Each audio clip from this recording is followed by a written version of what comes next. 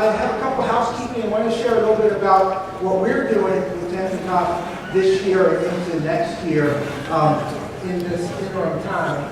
And the first thing I want to do is I want to thank a couple people and recognize. First, unfortunately, one of our great partners is Flourish, PR, Marketing, and Events, and Jamie Prince. And Jamie was going to be here and was supposed to have been part of the welcome. They're the welcome sponsor. If you look on their name tag, they did the name tag. It actually has a QR code for LinkedIn. So if you go and do that with other people, you can share your LinkedIn information, which is kind of cool. Well, unfortunately, Jamie got called to jury duty. And so she is sitting in a courtroom in Greenville while we're here having mimosas and celebrating. So I do want to thank David Prince is here and some of their team. And so I want to thank them for all they do. They are great partners of ours. They put on our summit and other events and help us with fundraising and things. So we could take a second and say thank you and give a round of applause for Flourish.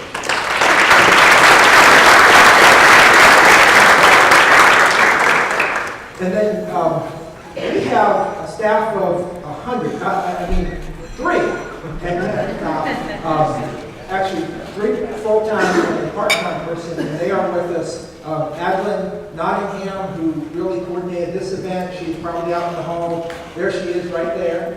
And then Dewey Evans is out with the award recipients. And then Sharon, you saw, who is our part-time person working out of Spartanburg. And so very fortunate.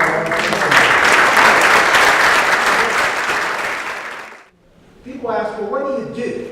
We are not a program service providing organization. We are a convener and connector.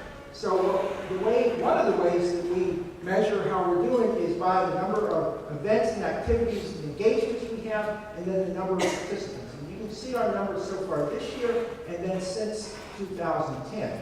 Another thing that's important to us is to engage and have a lot of people the opportunity to be involved on our committees and task forces. You can see a number of folks. The one for this year is not updated. We've had 2 earlier this week, and next week we have new task forces forming, so those numbers are actually going to increase. But the key to that is that we did not want membership to be a barrier for anyone to be able to be engaged with our organization. So we are not technically a membership organization. We have about 100 funding partners, and having our funding partners allows us to engage hundreds of organizations and businesses and nonprofits, some of which maybe wouldn't be able to participate if there was a barrier of membership. So all of you who are funding partners are really helping ensure that we collectively can work on the issues that are impacting our region. And we also participate and go to events, not our own, because we want to know what's happening in other places. So if you have activities and events going on and you think we should know about it or be there, be sure and invite us because we will come and we will help spread the word of what is happening here in the Upstate. We have a number of activities and events every year. Many of you were at the summit we had earlier this year. Yesterday we had a bus tour. We have done those since 2013, going out, or 2015, going out to communities in our region. But we really focus on addressing issues collaboratively. You can see these are some examples of some of the things we have been involved with. We also recognize that if you don't know who the players are, how can you get them together? And so we started a couple of years ago creating regional inventories of who is working around senior needs, who is working around child well-being, what are all our education entities, who's working around our entrepreneurial ecosystem and our business community. And then we also created inventories around outdoor recreation. Duke Energy supported that with us. So you can actually go on a Google, it's a Google map, and you can go in there and find any outdoor recreation place in the upstate. Waterfalls, hiking trails, biking, all those things. And because it's a Google platform, it gives you the directions. It tells you if it's a place that has hours of operation. It's just a great tool. And we also, this year, unveiled a similar tool for arts and culture. How many of you knew that we have more than 1,300 arts and culture organizations and programs here in the upstate region? But do we always think of ourselves as an arts and culture destination? Is that, so how can we make sure that we are, giving people access and connecting people to things they want to do? So these asset maps that are on our website provide that opportunity. Then we also need to know what our challenges are. And these are three, we have a number of challenges, but three of our biggest ones in the region are workforce, and that stems from education, workforce, skill training, all the pieces around that. Then transportation and congestion. I'm sorry, Rick, this is from Greer, from me trying to get home one night because Greer is such a destination place, and I'm about 1.5 miles from where I'm really trying to get to. So you can see congestion is an issue in most of our places, and the places where it's not, you still have issues around transportation because I bet you have people who don't have access to transportation to get to jobs.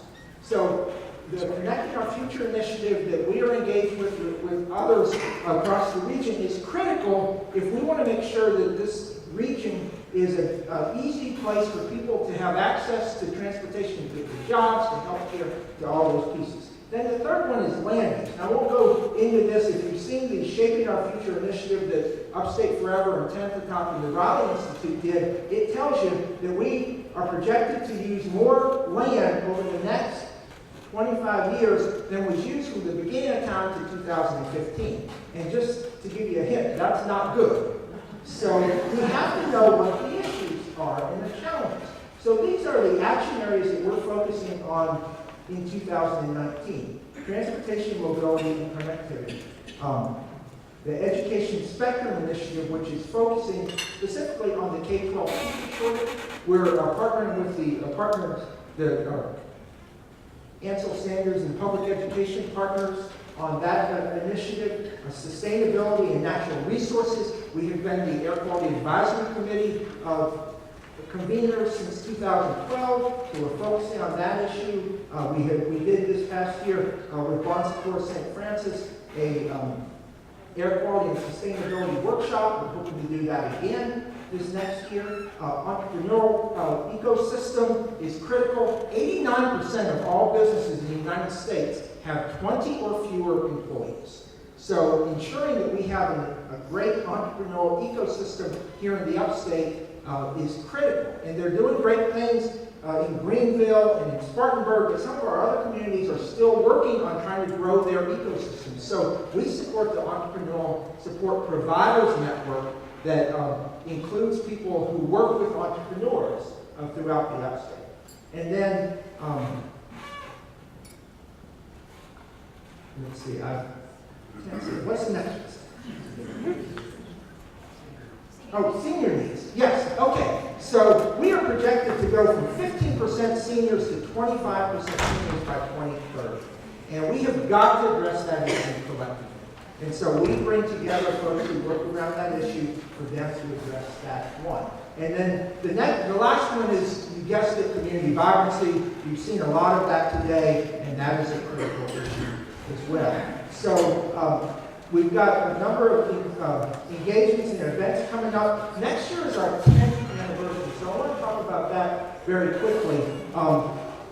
What we're going to do is we're going to have workshops in every county, and we want to connect people from different counties with others who are working on issues that you're trying to deal with a certain issue, say in Pickens County or in Greenville County. Well, maybe they're doing a great job of that in Anderson or in Spartanburg. And so as a convener and a connector, we want to have workshops where we work on those things. So at your table is a note card that has a way for you to become engaged with our organization, but then also ask you for your insight, because our board is going to look over the next few weeks at what, in each county, what is the issue that we want to have a workshop on.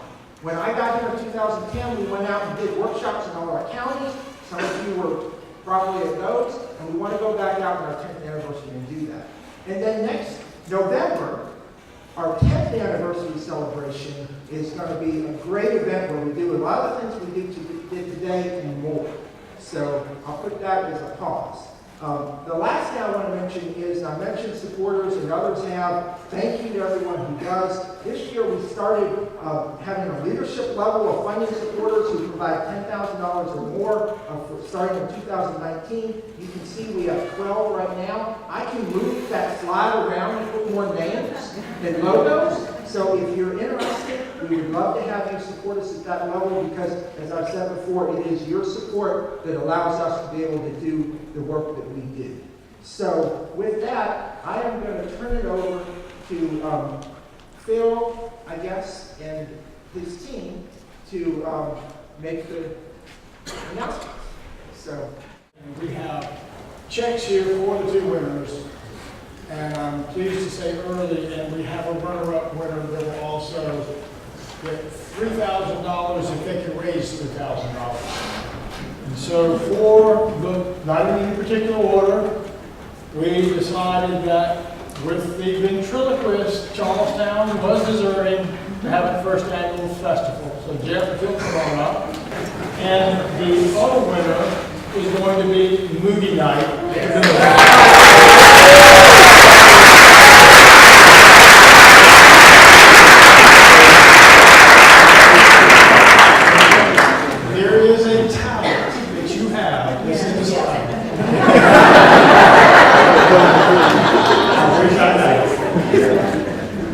And for the runner-up winner, we would like to bring up Union and the Psychic Department.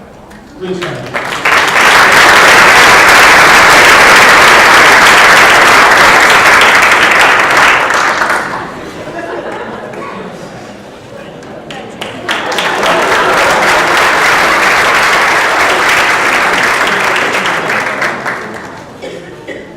Congratulations to our winners. And really for a lot of fun. So I'm going to tell a quick story. There are a number of projects, and one that comes to mind on Michelle, specifically in Greenwood. They have the Festival of Flowers, one of the great events. And one of the first years, one of the finalists, or one of the project applications was to do a flower piece that people could go take pictures with. A topiary, yes, thank you. That they could go take pictures with, while they're there at the festival that signified the festival itself. Well, it did not make it as a finalist for a number of reasons, but the city and the county said, well, this is so important, and they found other investors and made it happen themselves. So even if you're not a recipient, that's one of the reasons we do this, because we want to make sure that we tell people about the projects. If you're interested, we can give you the full list and things, because there's a lot of great opportunities and vibrancy things out there, and this is a limited resource, but there are many other opportunities. So just the idea of going out and creating an idea and opportunity is so critical. So again, thank you to Phil and congratulations for that. And we will be reporting and you'll be seeing about those initiatives in the coming months. So again, I want to thank everybody for being here for this event. Hopefully you've had a good time and you've learned something and you've met some new people and you've been able to start or continue building relationships, because it really is when we work together that we can ensure the upstate remains a leading place to live, to learn, to do business, and to raise a family.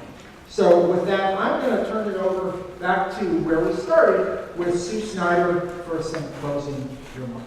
It's really a tough act to follow the focus on it. So again, great presentations today. This has been another fun program. I want to thank you all for coming. Phil, again, thank you for your leadership, dedication in creating the Elevate Upstate grants. It's clear that Hughes Investments Elevate Upstate Community Vibrancy grants are making a valuable contribution to enhancing communities across the upstate, and we are very fortunate for your leadership and commitment to the upstate. I want to congratulate all the grant recipients and all those who applied. We're looking forward to seeing your projects come to fruition in 2019. I want to offer my congratulations to Chandra Dillard, Terrence Roberts, and Rick Danner for being recognized for their long-time selfless leadership here in the upstate.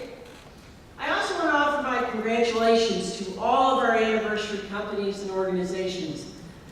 That we have so many companies and organizations here in the upstate with such a long history of success is really a testament as to why this upstate area is just a wonderful place to live, learn, do business, and raise a family. Again, I want to thank our sponsors for this event, Blue Cross Blue Shield of South Carolina, Piedmont Natural Gas, Flourish, ScanSource, Greenville Health Center, Blue Ridge Electric Cooperative, GSA Business Report, WSPA TV, 94.5 The Answer, and all of our table sponsors. Again, special thanks again to RP Rama and the Greenville Marriott for their tremendous hospitality. I want to take a special note to thank all of our board members, all of our funding partners for your continued commitment at 10 at the Top. 2018 has been a pretty amazing year, but I'm excited at the promise that 2019 holds and to celebrate our 10th anniversary of 10 at the Top serving as a regional connector in the upstate. Finally, thanks to every single one of you who spent the time today to help us celebrate. This meeting is now adjourned. Thank you.